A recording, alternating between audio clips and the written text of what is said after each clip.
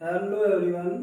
मैं आज आप लोगों के सामने एक और नया प्रैक्टिस सेट लेकर आया हूँ और वो है डायरेक्ट एंड इनडायरेक्ट नरेशन पर आधारित।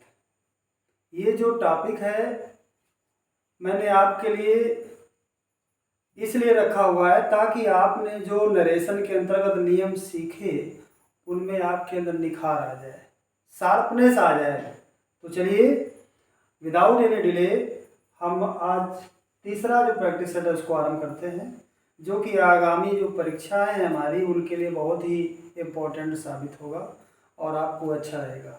तो आपको अगर ये वीडियो हमारा अच्छा लगे, ये प्रैक्टिस जो मैं आपको करवा रहा हूँ अच्छा लगे, तो आप इसको लाइक और सब्सक्राइब करना ना भूलें। तो चलिए क्या कर रहा है। पहला sentence, she said to her friend, उसने अपनी सहेली से कहा, रेस्ट एश्योर्ड, विश्वास करो, I will pay you back soon, मैं तुम्हें जल्दी तुम्हारा पैसा वापस कर दूँगी। तो देखिए जब इस तरह की कंडीशन हो, ये जो सेंटेंस है हमारा एग्जाम में आया हुआ है। अगर आप पीछे जो हमारे एग्जाम्स हो चुके हैं उनमें आप देखेंगे तो ये जो है सेंटेंस रखा हुआ मिलेगा आपको। तो हमने इसको महत्वपूर्ण समझा है इसलिए उसमें रखा है। तो क्या करना है हमको, ये जो एश्योर्ड है इसी को हम जो है सेड टू की जगह रख देंगे, हाँ सेड टू को एश्योर्ड में चेंज कर देंगे। तब ये क्या हो जाएगा, सी एश्योर्ड हर फ्रेंड, उसने अपनी सहेली को विश्वस्त किया, आश्वासन दिया, सेइंग, ये कहते हुए, दैट की। अब ये यहाँ चला आया तो इसका तो हो गया काम खत्म, समाप्त कर दिया हमने। अब इसको चेंज कर लेते हैं, ये आई और विल, सब्जेक्ट वर्ब बता असर्टिव, तो क्या हो जाएगा, आई फर्स्ट पर्सन किसके बारे में देंगे, सी की, तो यहाँ क्या हो गया सी। विल, विल का पास्ट टेंस क्या होगा, वुड। पे, अब ये सेकंड पर्सन किसके अकॉर्डिंग, सहेली की, सहेली में क्या हुई सी, ये ऑब्जेक्ट जगह इसलिए क्या आया हर, बैक, और फिर क्या है सून। ये सेंटेंस हमारा बन गया। अब इसको देख लेते हैं, माई फादर सेड, बी पंक्चुअल, समय निष्ठ बनो, समय के पावन बनो। तो देखिए बी फाइनाइट वर्ब है, जो फाइनाइट वर्ब होता है सेंटेंस हमारा कैसा हो गया, इंपरेटिव। इंपरेटिव हो गया तो अब इसमें भाव देखना है कैसा है, आदेश है, प्रार्थना है, सलाह है, वार्निंग है, क्या है। तो इसमें क्या कर रहा है कि मेरे पिता ने मुझसे कहा, क्या कहा कि समय के पावन बनो, तो उसने क्या किया, मुझे सलाह दी। तो सलाह दी तो इसको हम क्या मत देंगे, एडवाइस। तो क्या हो जाएगा, माई फादर एडवाइज्ड मी। ठीक, अब इसमें अब इन्फिनेटिव को लगाते थे, लगा दिया, अब जो बचा उसको रख दीजिए।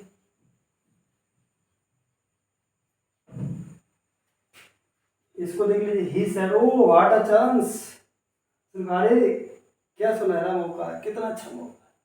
तो अभी हम इस सेंटेंस को देखें, वैसे तो कंफर्म हो गया, एक्सक्लेमेटोरी, लेकिन अभी जो सेंटेंस है हमारा क्या है, अधूरा छोड़ दिया गया है। ये होना पूरा क्या चाहिए, what a chance it is, ये होना चाहिए। ठीक, तो यहाँ पर हम इसको मान लें, मान लिया। अब देखिए क्या कर रहा है, उसने प्रसन्नता जाहिर की, तो अब सेड टू कैन बदले इसके लैंड विद जॉय। ये क्या बनेगा, ही exclaimed with joy, कंजंक्शन क्या प्रयोग किया, दैट। अब देखिए जब वाट या हाउस से शुरू होता था तो अगर वाट के बाद नाउन आता था तो इसको मानते थे ग्रेट में, हॉरिबल में, टेरिबल में, मतलब जैसा होगा वैसा भाव के हिसाब से उसको बदलते थे। और अगर इससे अगर एडजेक्टिव आता तो बदलते थे वेरी में, ये तो ध्यान रखना होता है। तो इसको हम बदलेंगे, यहाँ नाउन है तो इसलिए हो जाएगा बिग या ग्रेट। तो अब इसको असर्टिव बनाए, it is a great chance, it third person है, कोई परिवर्तन नहीं होगा। इज क्या हो जाएगा, वाज, क्योंकि ये पास्ट टेंस में है तो हो गया वाज अ बिग चांस, बन गया। अब इसको देख लीजिए, my father said to me, मेरे पिता ने मुझसे कहा, डोंट वरी, चिंता मत करो। जब इस सेंटेंस को हम देखें तो अभी इसमें हमें ये लग रहा है कि ना तो हमें सेंस समझ में आया कि ऑर्डर है, एडवाइस भी पूरी तरह नहीं समझ में आ रहा है, ठीक है ना, और रिक्वेस्ट भी नहीं समझ में। जब ये कंडीशन हो कि आपको समझ ना आए तो हमें जो है सेट टू बोलना चाहिए आस्क्ड या टोल्ड में। टोल्ड मीन्स कहा और आस्क्ड मीन्स कहा, यहाँ पूछा नहीं है। जब इंटेरोगेटिव होता है तब से जब हम आंसर बोलते हैं उसका मतलब होता है पूछा, लेकिन यहाँ क्या है, कहा। तो किसी मतलब में तो ये क्या हो जाएगा, माई फादर टोल्ड मी या आस्क्ड मी। आप देखिए जब टोल्ड में बदला तो अब इसको क्या करना है, डू को हटाओ, नॉट को टू के पहले रख दें। अब ये क्या हो जाएगा, नॉट टू वरी। अगर इसी को चाहें तो दूसरा हम अप्लाई कर सकते हैं नियम, क्या कि माई फादर प्रिवेंटेड या प्रोहिबिटेड, ठीक है, फॉरवर्ड भी कर सकते हैं। तो हम क्या किया, माई फादर प्रिवेंटेड मी। अब ये क्या हो गया, निगेटिव हो गया। फॉरवर्ड क्या होता है, हर साल लोग डू नॉट डाउन नहीं लगाते हैं, ऐसे ये भी निगेटिव है, प्रोहिबिटेड भी निगेटिव है, इसलिए इसमें डू नॉट डाउन दोनों को हटाएंगे। लेकिन शर्त क्या है कि जब फॉरवर्ड होगा तो टू ही लग जाएगा, लेकिन प्रिवेंट और प्रोहिबिट के साथ क्या लगेगा यहाँ प्रोसन फ्रॉम, तो वही हम लगाएंगे फ्रॉम। अब जब फ्रॉम लग गया तो ये इन्फिनेटिव था, ये फ्रॉम है तो प्रोसन हो गया, तो इसलिए क्या बनेगा, यहाँ क्या बनेगा, GNING, तो हो जाएगा वरीइंग। वरीइंग, वरी में क्या जोड़ दिया, आई। अब इसको देख लीजिए, सी सेड गुड हेवेंस, उसने कहा हे भगवान, हे राम, आई ड्रॉप्ड माय की, मैंने अपनी चाबी कहीं गिरा दी, मैंने अपनी चाबी कहीं गिरा दी। तो हमने नियम पढ़ा हुआ है एक्सक्लामेटोरी के अंतर्गत कि अगर जो है गुड हेवेंस आ जाए, ठीक है, गुड ग्रेसस आ जाए, तो हम सेट टू बोलते हैं क्लियर विद सरप्राइज में। तो ऐसे इसको बदलेंगे, तब ये क्या हो जाएगा, सी एक्सक्लेम्ड विथ सरप्राइज। इंटरजेक्शन क्या प्रूव किया, दैट। अब ये जो इंटरजेक्शन था इसका हमने सेंस, इसका भाव यहाँ से व्यक्त कर दिया, इसलिए इसको हटा देंगे। आई फर्स्ट पर्सन सी के अनुसार यहाँ क्या हो गया, सी ड्राफ्ट पास्ट इंडेफिनिट किसमें चला जाएगा, पास्ट परफेक्ट में, तो ये हो जाएगा हैड ड्राफ्ट। अब आगे देखिए क्या है, माई। जब सब्जेक्ट था आई तो पजेसिव फॉर्म क्या लगा हुआ था, माई। अब यहाँ सब्जेक्ट है हमारा सी, तो पजेसिव फॉर्म क्या लगाएंगे, हर। हर की समवेयर। अब इसी में मैं आगे लेकर आया हूँ आपके लिए डायलॉग बेस्ड सेंटेंसेज। इसमें क्या है कि डायलॉग अर्थात जब दो व्यक्तियों के बीच जो बातचीत हो रही होती है उसे हम क्या कहते हैं, डायलॉग, संवाद। तो इसमें इसी तरह का मैंने आपके लिए एक सेंटेंस रखा हुआ है, कह रहा है हरी सेड टू राम, हरी ने राम से कहा will you go to school today, क्या तुम स्कूल आज जाओगे, तो राम ने कहा नहीं।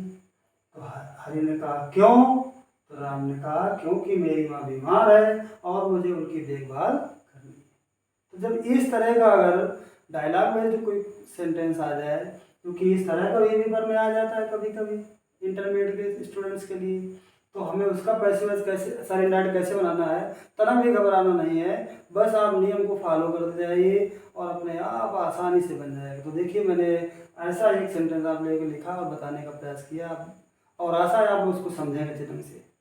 क्या कर रहा है, हरी ने राम से कहा will you go to school today, क्या तुम आज स्कूल जाओगे, पहले वर्ब बाद में सब्जेक्ट, कैसा सेंटेंस, इंटेरोगेटिव। जब इंटेरोगेटिव सेट टू कहना क्या होता है, आस्क्ड में।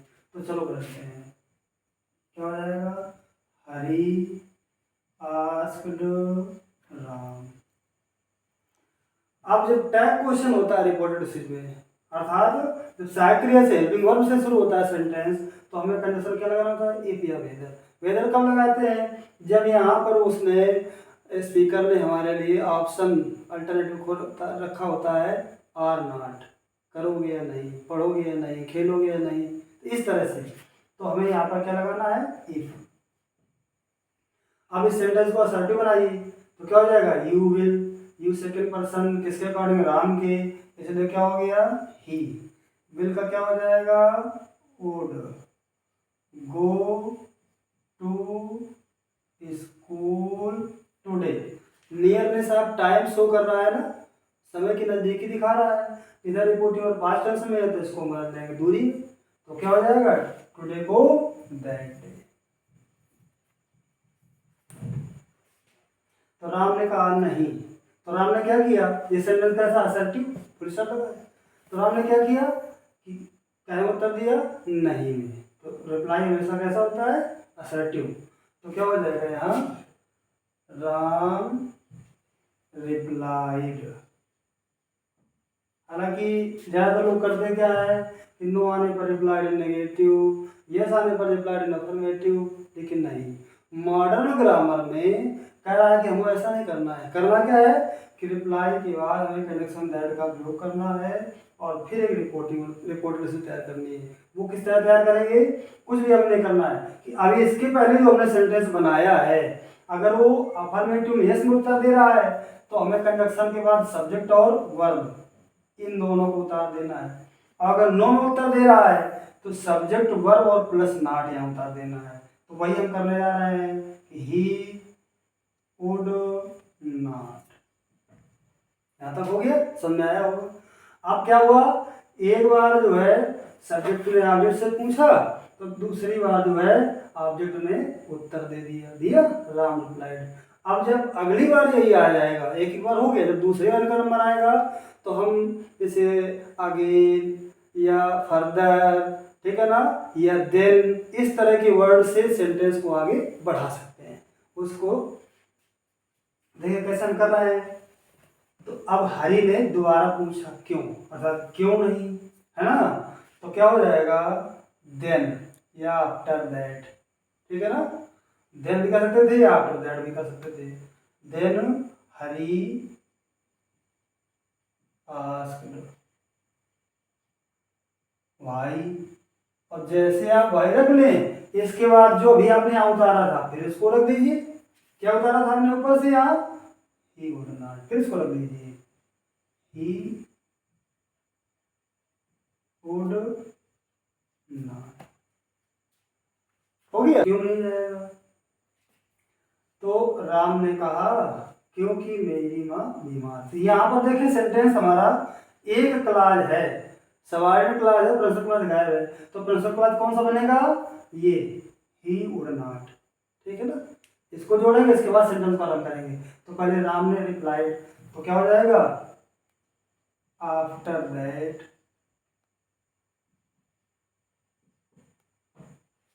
राम रिप्लाइड, यूं कह सकते थे राम अगेन रिप्लाइड, ठीक है, इस तरह से बन जाएगा दैट। अब एक क्लास वही लाना है, क्या, he would not, he would not. अब बिकॉज, ये सबऑर्डिनेट क्लास तैयार हुआ, आरंभ हुआ यहाँ से, because my first person Ram के अनुसार क्या हो जाएगा, हिज मदर, इसका क्या हो जाएगा, वाज, चुके इधर पास्ट टेंस से रिपोर्टिंग वालों, वाज इल, एंड आई, फिर राम के अनुसार यहाँ नॉमिनेटिव केस है इसलिए क्या हो जाएगा, ही हैव टू, क्या हो जाएगा, हैड टू लुक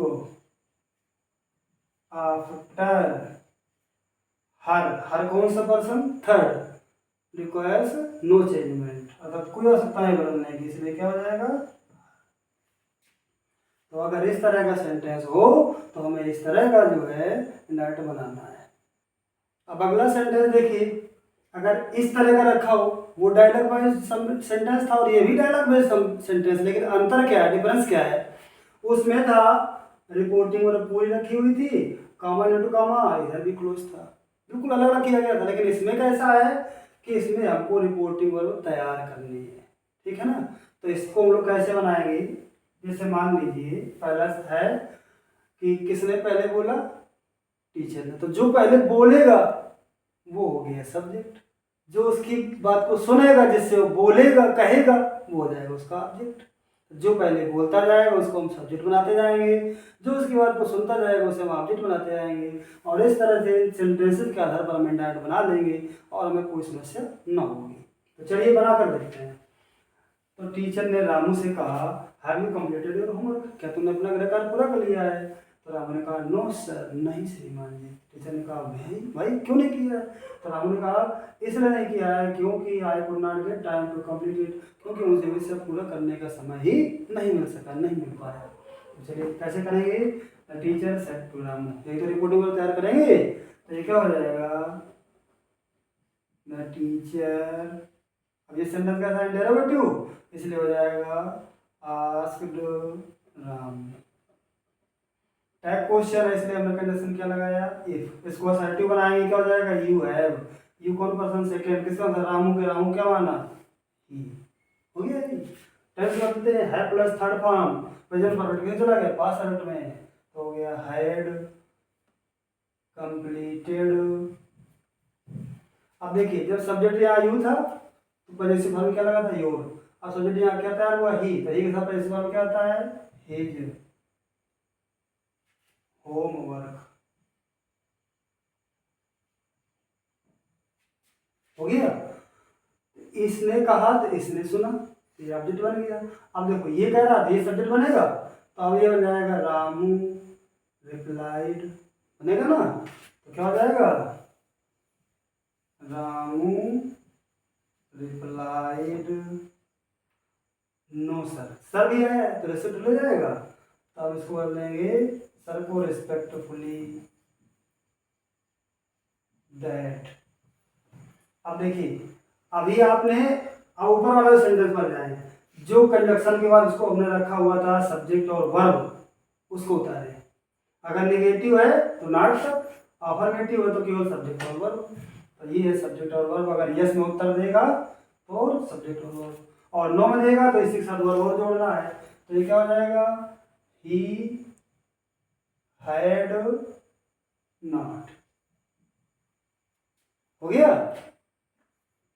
एक बार इसने प्रश्न किया, इसने उत्तर दे दिया, दोबारा फिर प्रश्न कर रहा है कि नहीं? तो क्या हो जाएगा?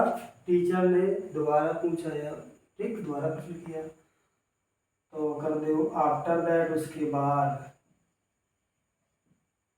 द टीचर आस्क्ड व्हाई, रख दिया। और व्हाई रखने के बाद जो फिर अभी हमने उतारा था उसको फिर रखी, तो क्या उतारा था हमने? ही हैड नॉट, तो फिर इसको ले आई, ये तो उतार के लाए थे ऊपर से, तो इसको फिर ले आई, व्हाई ही हैड नॉट। हो गया। तब इसने फिर जवाब दिया, तो फिर ले आएंगे, देन रामू रिप्लाइड। रिप्लाई हुआ तो क्या हो गया? दैट। अब देखिए अधूरा वाक्य है, एक क्लास एक बाकी है, तो हमें कौन सा बनाना है? ये वाला जो उतार के लाए हैं। तो क्या हो जाएगा?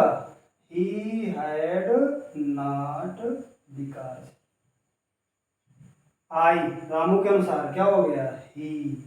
अब देखिए टेंस बदले, अब कह रहा है कुड है, कैन का कुड हो जाता, लेकिन अगर कुड है तो कुड ही रहेगा, तो क्या हो जाएगा? कुड नॉट, फिर क्या है? Get time to complete it, third person, इसको भी नहीं बदलना है हमको, ये बन गया। तो आज का जो टॉपिक है वो आपको पसंद आया होगा, और मेरे ख्याल से आज का जो टॉपिक है आपके लिए बहुत ही उपयोगी है, इसलिए आप इसको बार बार रिवाइज करिए, पढ़िए और अच्छे ढंग से परीक्षा के लिए तैयार करिए। Thanks for watching this video.